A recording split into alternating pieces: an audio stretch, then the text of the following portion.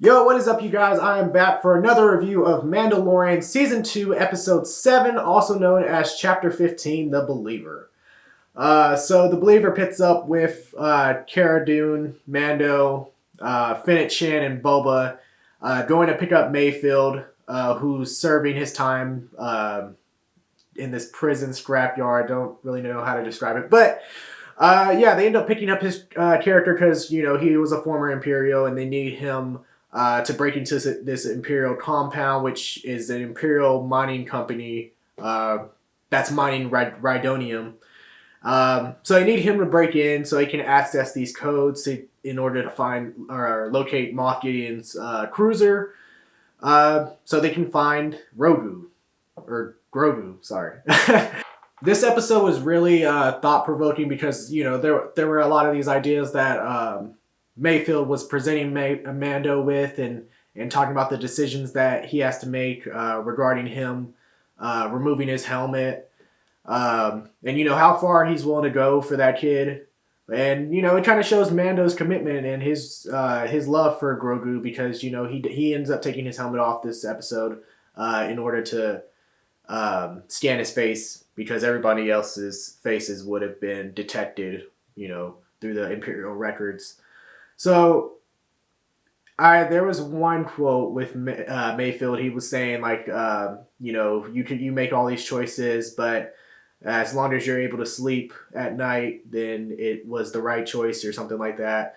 And it's really thought provoking on Mando's part, because and not Mando, but honestly the whole team's part, because they all have done things in their past that they're probably not proud of, but at the end of the day, they have, as long as the mission is done, or they can sleep through it at night, and they know that at the end that it was for the right reasons. So yeah, and they run into a little bit of a snag when they run into an Imperial officer who is very weird, very creepy, kind of a douche or a dick. But he's just going on and on about the Empire, and all that the Empire's done, and he mentions Operation Cinder, which I caught on to that because if you played Star Wars Battlefront 2, that's one of the, I'm pretty sure that was the operation right after the Battle of Endor. Yes, Battle of Endor, and yeah, that was I just remember that in the game. So if if any of you Star Wars fans caught on to that, that was me. Another cool thing about this episode was the chase scene. When they were driving through that whole mining field of rhydonium, and they couldn't drive at a high enough speed. It was kind of like Speed in a way. But they were getting chased by these pirates who were trying to blow up the rhydonium, and they're trying to fend them off. And the whole time you're sitting at the edge of your seat, and then at the end you're actually happy that the TIE fighters came in and started blowing them up.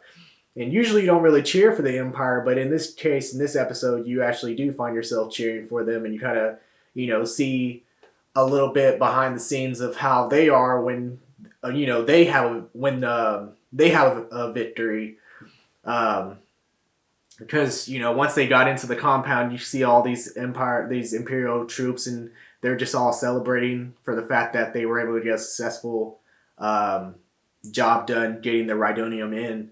So it's just really cool to see a different perspective on that, from the bad guys' take, and kind of understand, from their side, they're just people trying to win a war as well. So that was a cool point.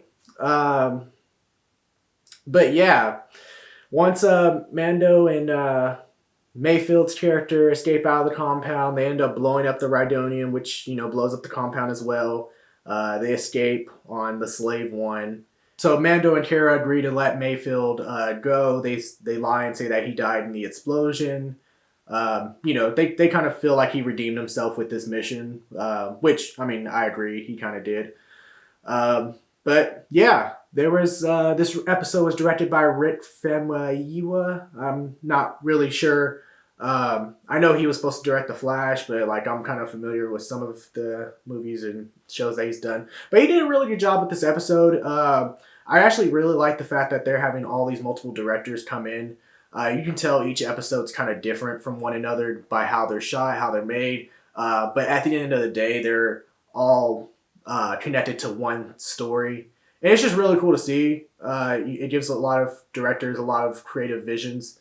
And, they bring a lot. You can tell that a lot of them are Star Wars fans and care about Star Wars just because of the Star Wars lore that's involved with it. So it's just great to see, honestly. But yeah, big credit to Rick Famuyiwa.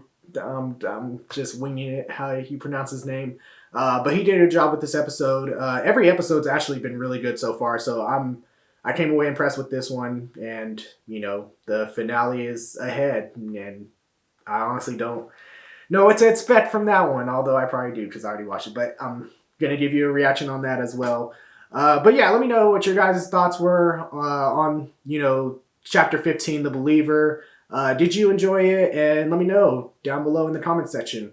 But yeah, be sure to like, subscribe, and check out any of the other reviews for the Mandalorians that I've posted recently. But yeah, that's all. Deuces.